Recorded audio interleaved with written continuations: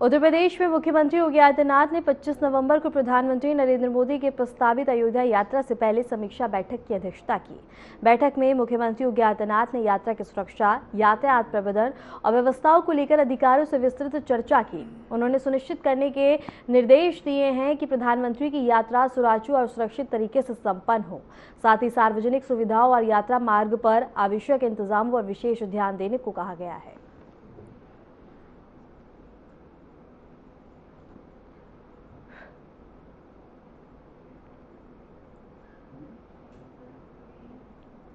CM योगी ने गोरखपुर में क्षेत्रीय विधि विज्ञान प्रयोगशाला की नवीन उच्चीकृत G6 भवन का लोकार्पण किया।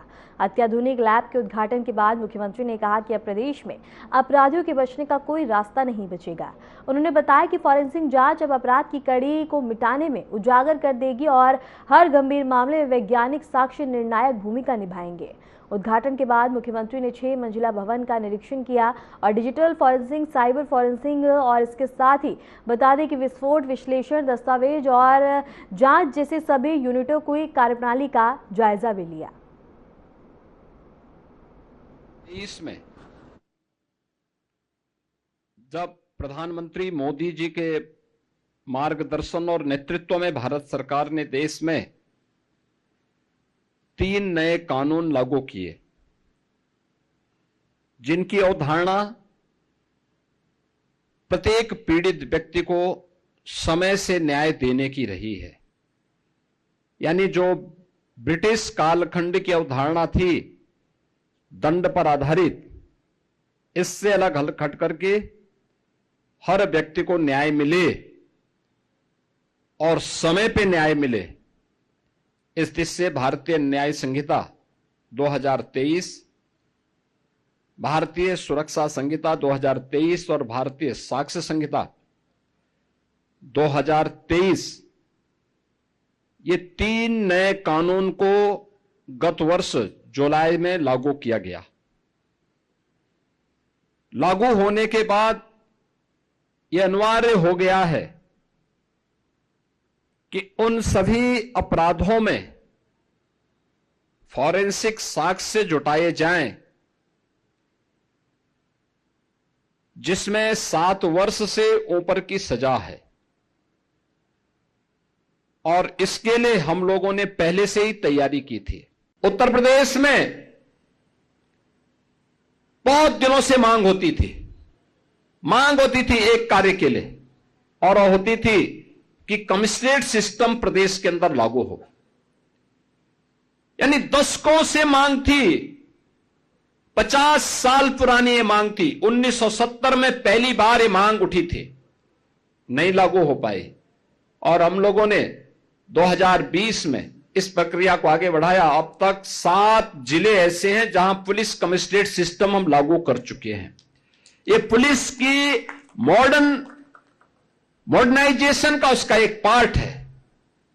सेफ सिटी के लिए 2016 में माननीय उच्चतम न्यायालय ने इसके बारे में देश के सभी राज्यों को आदेशित किया था, लेकिन इस पे अनिर्णय का शिकार बना हुआ था पूरी मशीनरी।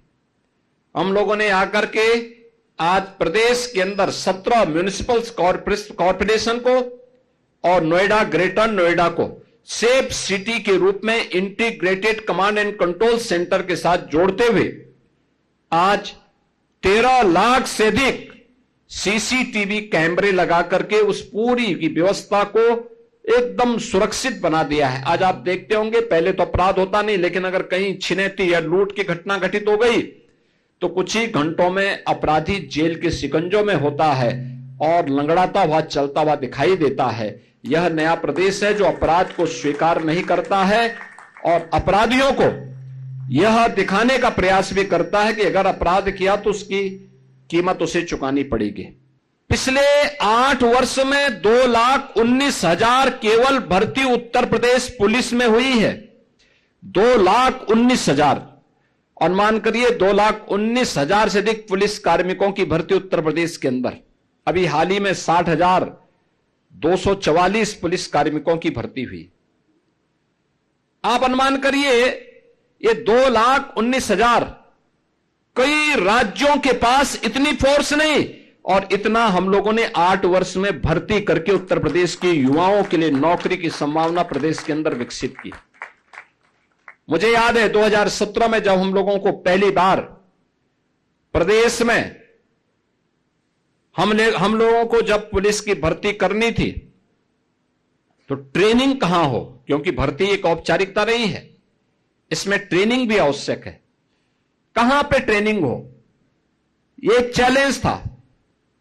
हमारे पास उस समय कुल क्षमता थी 6000 पुलिस कार्मिकों की ट्रेनिंग की, और आज मुझे बताते हुए प्रसन्नता है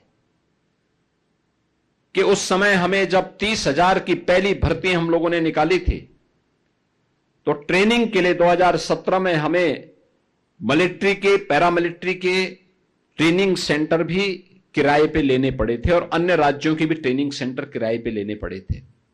लेकिन इस समय हम लोग 60,244 पुलिस कार्मिकों की जो ट्रेनिंग दे रहे हैं, ये 60,244 पुलिस की ट्रेनिंग की क्षमता प्रदेश के अंदर विकसित किए गए ट्रेनिंग सेंटर में ये सभी पुलिस कार्मिक आज के दिन पे ट्रेनिंग ले रहे हैं। प्रदेश के अंदर पिछली सरकारों ने पीएसी बल को पूरी तरह समाप्त करने की साजिश रची थी। हम लोगों ने उसको फिर से गठित किया। जो 34 कंपनियां समाप्त हो गई थी उसका पुनर्गठन कर दिया। प्रदेश में एसएसएफ को हम लेके आए, स्पेशल सिक्योरिटी फोर्स का गठन, एसडीआरएफ का गठन, महिला पीएसी बहानी का गठन, 3 नई महिला पीएसी बहानी का गठन किया गया है, जिसमें देश की स्वाधीनता के आंदोलन से जुड़ी हुई उन वीरांगनाओं के नाम पर ये सभी सेंटर हम लोगों ने रखे हैं। गोरखपुर में वीरांगना झलकारी बाई कोरी के नाम पर, लखनऊ में वीरांगना उदा देवी पासी के नाम पर, बदायूं में वीरांगना अवंतीबाई लोधी के नाम पर ये 3 महिला पीएसी बटालियन का गठन आज हम उत्तर प्रदेश के अंदर कर चुके हैं। 5 नई पीएसी बटालियन बलरामपुर, जालौन, मिर्जापुर, शामली और बिजनौर के लिए भी स्वीकृति देकर के इन कार्यक्रमों को आगे बढ़ाने का कार्य हुआ है। और यही नहीं, प्रदेश के अंदर जिन 10 जनपदों में पुलिस लाइन नहीं थी वहां पर पुलिस लाइन का गठन करके वहां पर बुनियादी सुविधाएं, पुलिस की ट्रेनिंग के साथ साथ अत्याधुनिक सुविधाएं वहां पर लोगों को प्राप्त हो, इसके लिए भी धनराशि उपलब्ध करवाने का कार्य आज प्रदेश के अंदर हम लोगों ने उन सभी जनपदों में किया है। और मुझे बताते हुए प्रसन्नता है कि उत्तर प्रदेश में जो पहले असुरक्षा के कारण महिला श्रम बल की भागीदारी, जो वोमेन वर्कफोर्स थी प्रदेश के अंदर, जो विभिन्न क्षेत्रों में कार्य करने की उनकी स्थिति थी, वह 17 के पहले 13% से नीचे था। आज मुझे बताते हुए प्रसन्नता है कि 35% से अधिक महिलाएं आज प्रदेश के अंदर सुरक्षा का वातावरण होने के कारण कामकाजी बन चुकी हैं। काम करने के लिए, कार्य करने के लिए वे घर से बाहर जाती हैं और उनको कहीं कोई समस्या नहीं है।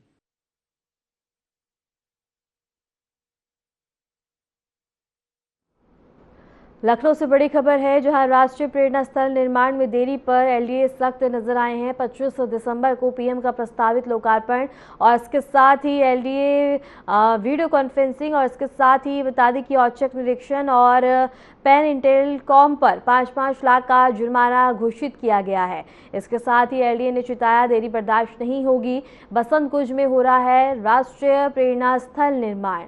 इस वक्त की बड़ी खबर हम आपको बता रहे हैं, जहां एलडीए द्वारा चिताया गया है और लापरवाही बर्दाश्त नहीं की जाएगी, सख्त निर्देश दिए गए हैं। लखनऊ से बड़ी खबर बता रहे हैं, जहां राष्ट्रीय प्रेरणा स्थल निर्माण में देरी पर सख्ती देखने को मिली है और इसके साथ ही बता दें कि एलडीए वीसी का औचक निरीक्षण और पैन इंटेलकॉम पे बता दें कि फॉर्म पे 5-5 लाख रुपए का जुर्माना भी घोषित किया गया है।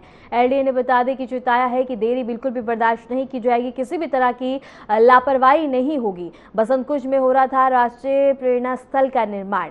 इस वक्त की बड़ी खबर हम आपको लखनऊ से बता रहे हैं, जहां 25 दिसंबर को पीएम का प्रस्तावित लोकार्पण। और लखनऊ से ये बड़ी खबर है, जहां राष्ट्रीय प्रेरणा स्थल निर्माण में देरी पर एलडी का सख्त रुख देखने को मिला है। और इसके साथ ही बता दें कि वीसी का औचक निरीक्षण, जहां जुर्माना भी लगाया गया है, घोषित किया गया है। एलडी ने चिताया है कि देरी बिल्कुल भी बर्दाश्त नहीं की जाएगी, लापरवाही को बर्दाश्त नहीं किया जाएगा। इसके साथ ही बसंत कुंज में हो रहा था राष्ट्रीय प्रेरणा स्थल का निर्माण, जिसको लेकर अब एलडी का सख्त रुख देखने को मिला है। और इसके साथ ही रुख करेंगे अगली खबर की ओर। उत्तर प्रदेश के नोएडा में बता दें कि एसटीएफ ने एक व्यक्ति को गिरफ्तार किया है, जो खुद को आरईडब्ल्यू और सेना के ऑपरेशन अधिकारी के रूप में पेश कर रहा था। गिरफ्तार व्यक्ति का नाम सुनीत कुमार बताया गया और उसके पास कई नकली पहचान पत्र पाए गए, जिसमें Aadhaar card, voter card, PAN card और बैंक चेकबुक और अन्य फर्जी दस्तावेज शामिल हैं। एसटीएफ ने बताया है कि आरोपी इन फर्जी दस्तावेजों का इस्तेमाल करके लोगों को भ्रमित कर ठगी करता था। अधिकारियों ने कहा है कि मामले की जांच जारी है और पता लगाया जा रहा है कि आरोपी ने अब तक कितने लोगों को ठगा है। और इसके साथ ही बता दें कि नोएडा एसटीएफ का एक बड़ा खुलासा देखने को मिला है। एसटीएफ ने एक व्यक्ति को गिरफ्तार किया है, फर्जी दस्तावेजों के साथ आरोपी की गिरफ्तारी हुई है और पुलिस पूरे मामले की जांच पड़ताल में लगी हुई है। और इसके साथ ही बता दें कि एसटीएफ ने एक व्यक्ति को गिरफ्तार किया है, जिसके बाद से अवैध दस्तावेज बरामद हुए हैं और लोगों से ठगी किया करता था यह आरोपी। अधिकारियों ने कहा है कि मामले की जांच जारी है। और इसके साथ ही बता दें कि Aadhaar card, voter card, PAN card बरामद किया गया है। गिरफ्तार व्यक्ति का नाम भी अब उजागर हुआ है। उत्तर प्रदेश के नोएडा में एसटीएफ ने एक व्यक्ति को गिरफ्तार किया है, जो खुद को आरईडब्ल्यू और सेना के ऑपरेशन अधिकारी के रूप में पेश कर रहा था। गिरफ्तार व्यक्ति का नाम सुनीत कुमार बताया गया है।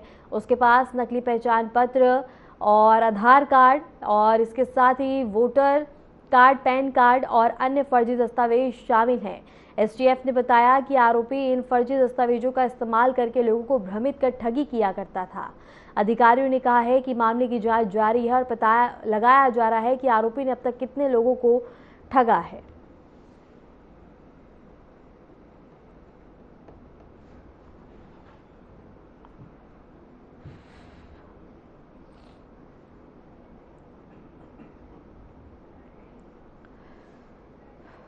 और इसके साथ ही बता दें कि एक व्यक्ति को गिरफ्तार किया है, जो लोगों से ठगी किया करता था। और इसके साथ ही आरोपी का नाम सुनीत कुमार है।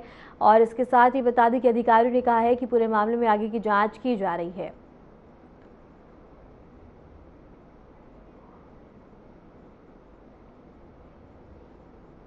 उत्तर प्रदेश के प्रयागराज में पूर्व प्रधानमंत्री इंदिरा गांधी की जन्म जयंती के अवसर पर 40वां अखिल भारतीय इंदिरा मैराथन आज आनंद भवन से शुरू हुआ। इस कार्यक्रम में 500 से अधिक धावकों ने हिस्सा लिया। मैराथन का आयोजन इंदिरा गांधी की याद में और खेलों के प्रति युवाओं में उत्साह पैदा करने के उद्देश्य से किया गया है। धावकों ने आनंद भवन से शुरुआत करते हुए निर्धारित मार्ग पर दौड़ पूरी की। इस अवसर पर आयोजकों ने प्रतिभागियों को सुरक्षा और मार्गदर्शन प्रदान किया। स्थानीय नागरिकों और दर्शकों ने धावकों का उत्साहवर्धन करते हुए कार्यक्रम में बढ़ चढ़कर हिस्सा लिया है।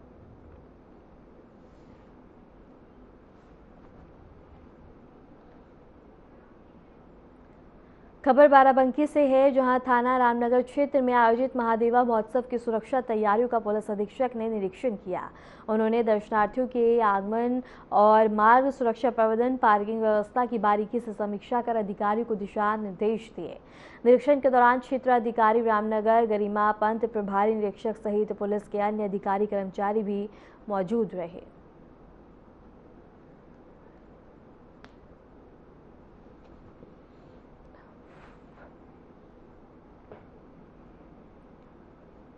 गाजीपुर में इस बार धान खरीद की धीमी रफ्तार को लेकर किसानों में कई सवाल उठ रहे हैं। इन्हीं मुद्दों पर बता दें कि एसडीएम प्रशासन दिनेश कुमार ने बड़ा बयान देते हुए स्थिति स्पष्ट की है। उन्होंने बताया कि इस वर्ष धान खरीद अवधि 1 नवंबर से 28 फरवरी तक निर्धारित की गई है। सरकार ने धान का न्यूनतम समर्थन मूल्य भी क्विंटल तय किया है और जिले को बता दें कि 2,58,000 मैट्रिक टन धान खरीद का लक्ष्य मिला है। हाल ही में हुई बारिश और चक्रवाती तूफान के चलते फसल को नुकसान हुआ और कटाई में देरी हुई। इसी कारण फिलहाल खरीद की रफ्तार धीमी है। अभी तक जिले में केवल 360 मैट्रिक टन धान की ही खरीद हो सकी है। वर्तमान में 153 खरीद केंद्र सक्रिय है और 6,990 किसान ऑनलाइन पंजीकरण कर चुके हैं। अनुमान है कि अगले 15 दिनों में कटाई तेज होते ही खरीद भी रफ्तार पकड़ लेगी।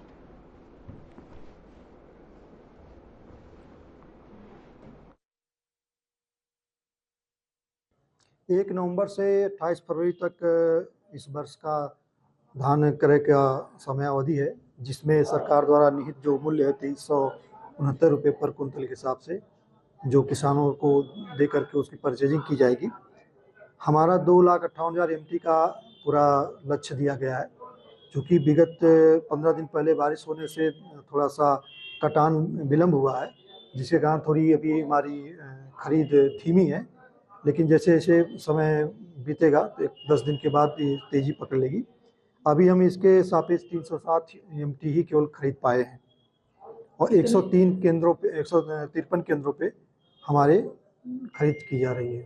क्या लग रहा है जिस तरीके से ओलावृष्टि हुई है, किसानों का नुकसान हुआ है, किसान इसमें कितना रुचि ले रहे हैं और अभी नुकसान का क्या स्थिति है जिसमें किसानों को आपदा राहत से देना था?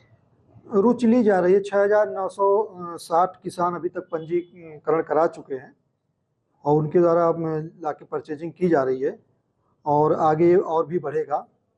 बरसात से कुछ नुकसान हुआ था और जिसके संबंध में लोग सर्वे करा के उनको जो राहत देनी होती है वो दे रहे हैं।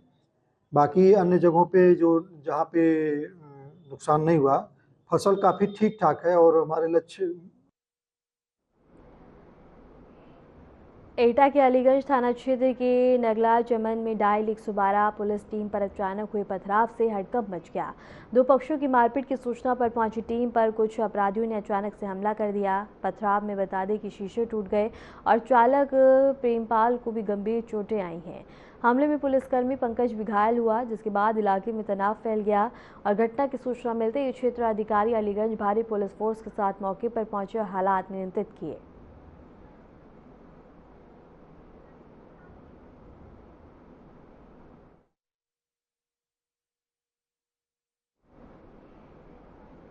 खबर गाजियाबाद से है, जहां गौ तस्करी पर बड़ी कार्रवाई करते हुए पुलिस ने हाईवे पर फिल्मी अंदाज में इंटर जनपदीय तस्कर गिरोह को पकड़ लिया है। बता दें कि ग्रीनफील्ड मोड़ से पुलिस और तस्करों के बीच मुठभेड़ हुई है, जिसमें पुलिस की जवाबी फायरिंग से 3 बदमाशों के पैर में गोली लगी और कुल 6 तस्कर गिरफ्तार कर लिए गए। गाड़ियों को रोकने पर तस्करों ने तेज रफ्तार से भागने और पुलिस पर फायरिंग करने की कोशिश की, लेकिन घेराबंदी बढ़ने पर उन्हें पकड़ लिया गया। पुलिस ने मौके से 3 अवैध तमंचे, कारतूस, 2 गाड़ियां और 6 गौवंश सुरक्षित बरामद किए हैं।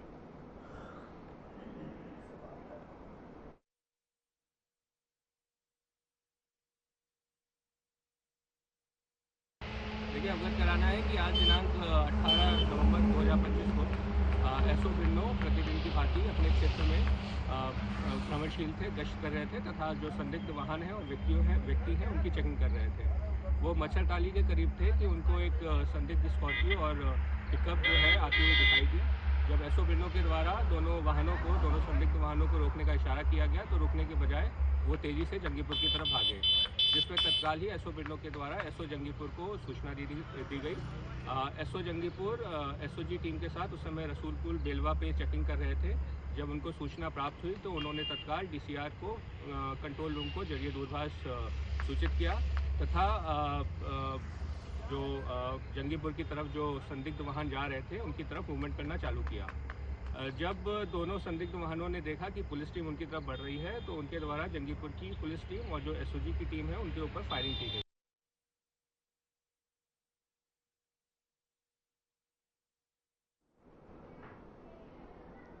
फिलहाल के लिए उत्तर प्रदेश की खबरों में इतना ही। नमस्कार।